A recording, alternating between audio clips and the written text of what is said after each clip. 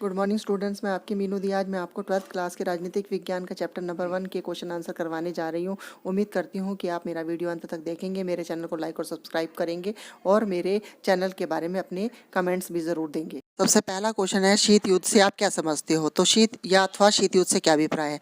शीत युद्ध से अभिप्राय विश्व की दो महाशक्तियाँ अमेरिका तथा भूतपूर्व सोवियत संघ के बीच में व्याप्त बड़े कटु संबंधों के इतिहास से है, जिसके कारण उन दोनों देशों के बीच तनाव है, ईर्ष्या होती रहती थी। तो शीत युद्ध की शुरुआत कब हुई थी? 1945 में। शीत युद्ध के समय कौन सी दो महाशक्तियां थी? शीत युद्ध के समय दो महाशक्तियां थी, अमेरिका और सोवियत संघ। सैन्य गठबंधनों के नाम बताने हैं, उनकी शुरुआत कब हुई है? तो सबसे पहले 1949 में नाटो उत्तर अटलांटिक संधि संगठन, 1954 में सीटो दक्षिण पूर्वी एशियाई संधि संगठन और 1955 में सेंट्रो केंद्रीय संधि संगठन। अब हमारा अगला क्वेश्चन है, बड़ी महाशक्तियां छोटे देशों के साथ अपने संबंध क्यों स्थापित करना चाहती थी? तो बड़ी शक्तियां जो महाशक्तियां थी छोटे देशों पर अपना संबंध इसलिए स्थापित करना चाहती थी, एक तो वे वहाँ के प्राकृतिक संसाधन प्राप्त करना चाहती थी, दूसरे भू क्षेत्र प्राप्त करना चाहती थी हथियारों और सेना का संचालन करने के लिए, तीसरा आर्थिक सहायता प्राप्त करने के लिए और चौथा सैन्य ठिकाने स्थापित करने के लिए। तो इसीलिए बड़ी महाशक्तियां छोटे देशों पर अपना कब्जा करना चाहती थी। इसके बाद हमारे क्वेश्चन है कि प्रथम विश्व युद्ध कब हुआ था और द्वितीय विश्व युद्ध कब हुआ था? प्रथम विश्व युद्ध कब हुआ था? 1914 से 1918 के बीच में। द्वितीय विश्व युद्ध 1939 से 1945 के बीच में। शीत युद्ध का हमें कारण बताना है कि शीत युद्ध का क्या कारण था। शीत युद्ध के कारण था दोनों महाशक्तियां अमेरिका और क्या नाम कहते हैं सोवियत संघ जो था विश्व में अपना वर्चस्व स्थापित बढ़ाना चाहती थी, अपनी विचारधारा को बढ़ा चढ़ाकर दिखाना चाहती थी और अपनी सैन्य शक्ति परमाणु ताकत दिखाना चाहती थी। यही शीत युद्ध का मुख्य कारण था। फिर हमें बताना शीत युद्ध के क्या परिणाम निकले हैं।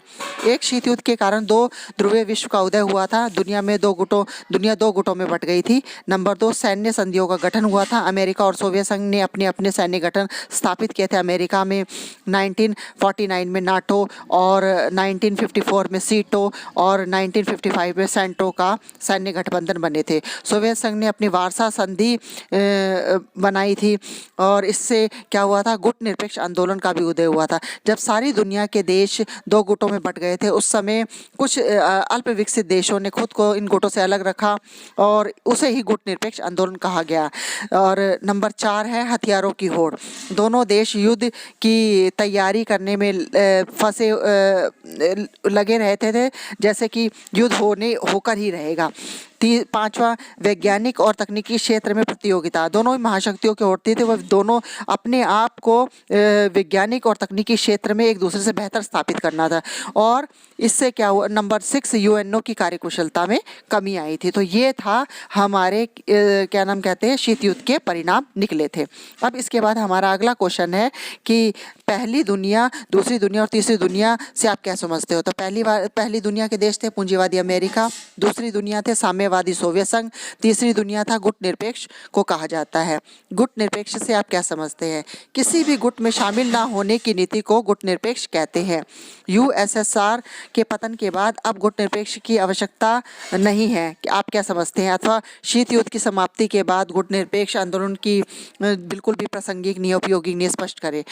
तो इसका यह है कि ये बात बिल्कुल गलत है। गुट निरपेक्ष आज भी आवश्यक है। अंतर्राष्ट्रीय संगठनों में विकसित देशों के वर्चस्व को चुनौती देने के लिए, अंतर्राष्ट्रीय क्षेत्र में अपनी पहचान बनाने के लिए, अपना अस्तित्व बनाने के लिए, गरीब देशों के आर्थिक शोषण के विरुद्ध ये देश एकजुट होकर उनका सामना कर सकते हैं और रंग भेद की नीति के विरुद्ध भी आज भी गुट निरपेक्ष उसी तरह से प्रासंगिक है जितना उसकी स्थापना के समय उसको बनाया गया था। तो गुट निरपेक्ष आंदोलन की अभी भी महत्वता उतनी है जितनी उसके निर्माण के समय उसकी महत्वता थी। तो ये था मेरे इस क्वेश्चन का आंसर।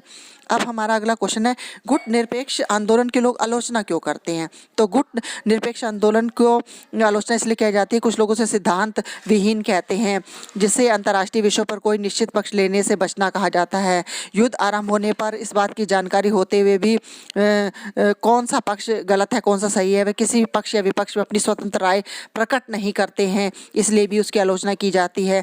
फिर गुट निरपेक्ष की आड़ में राष्ट्र स्वयं सिद्धि करने में कई बार क्या करते हैं, दूसरी महाशक्तियों के साथ अपने समझौते कर लेते हैं, इसीलिए भी गुटनिरपेक्ष आंदोलन की क्या की जाती है, आलोचना की जाती है। इस दृष्टि से गुटनिरपेक्ष आंदोलन की आलोचना की जाती है। अब हमारा अगला क्वेश्चन है कि एनपीटी और एलटीबीटी की फुल फॉर्म लिखे। एनपीटी का है परमाणु अप्रसार संधि, क्या है, परमाणु अप्रसार संधि, और एलटीबीटी सीमित परमाणु परीक्षण संधि, क्या है, सीमित परमाणु परीक्षण संधि। और नाम का पूर्ण रूप लिखना है NAM, जैसे NAM हिंदी को कहते हैं गुट निरपेक्ष आंदोलन, और इंग्लिश में कहते हैं नॉन एलिगेंट मूवमेंट, क्या कहते हैं, नॉन एलिगेंट मूवमेंट। अब पूर्वी गठबंधन तथा पश्चिमी गठबंधन से आप क्या समझते हैं? पश्चिमी गठबंधन का अगुवा साम्यवादी पूंजीवादी अमेरिका था और पूर्वी गठबंधन का अगुवा साम्यवादी सोवियत संघ था। अब गुट निरपेक्ष आंदोलन में भारत की भूमिका हमें बतानी है। तो गुट निरपेक्ष आंदोलन का संस्थापक भारत भी एक संस्थापक देश है। इसके अध्यक्ष के रूप में भारत ने अंतर्राष्ट्रीय विषयों पर सर्वसंपत्ति प्राप्त करने के लिए विश्व के अन्य देशों के साथ और भी देशों के साथ इस लोगों को अपने में जो शामिल किया था, और भारत ने गुट निरपेक्ष देशों को ध्यान निशस्त्रीकरण की तरफ भी दिलाया था, और भारत की पहल पर अफ्रीका कोष भी स्थापित किया गया था। तो भारत की गुट निरपेक्ष आंदोलन की स्थापना में बहुत महत्वपूर्ण योगदान है, क्योंकि भारत ने ही क्या नाम कहते हैं, सभी अंतर्राष्ट्रीय विषयों पर सर्वसम्मति प्राप्त करने के लिए गुट निरपेक्ष तथा विश्व के देशों के हितों की रक्षा के लिए इस आंदोलन को शक्ति प्रदान की थी। अब बताना नाटो क्या है, इसका पूर्ण रूप है। नाटो एक सैन्य गठबंधन है जिसकी स्थापना 1949 में अमेरिका में की गई थी। नाटो का पूर्ण रूप है, नाटो को कहते हैं फुल विस्तार पूर्वक कहा जाता है उत्तर अटलांटिक संधि संगठन, क्या कहा जाता है, उत्तर अटलांटिक संधि संगठन। तो ये था नाटो का अर्थ।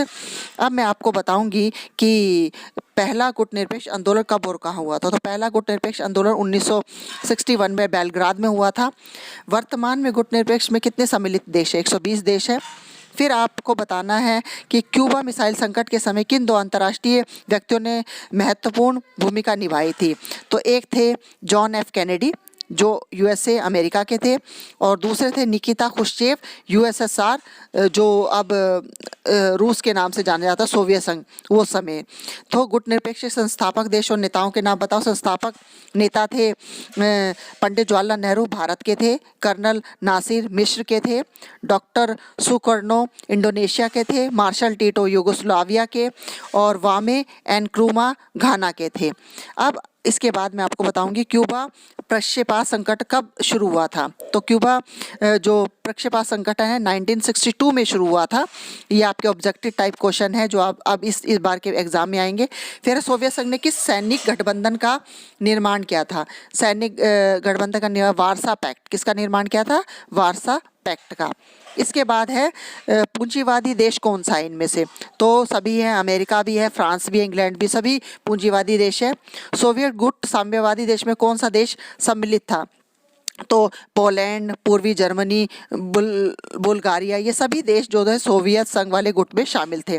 अमेरिका गुट में किस सैन्य गठबंधन का निर्माण हुआ? नाटो, सेंट्रो, सीटो, किसका हुआ था? तो सभी का हुआ था, नाटो, सीटो और सेंट्रो सभी का निर्माण हुआ था। तो ये थे मेरे पहले चैप्टर के कुछ इंपॉर्टेंट क्वेश्चन के आंसर। धन्यवाद।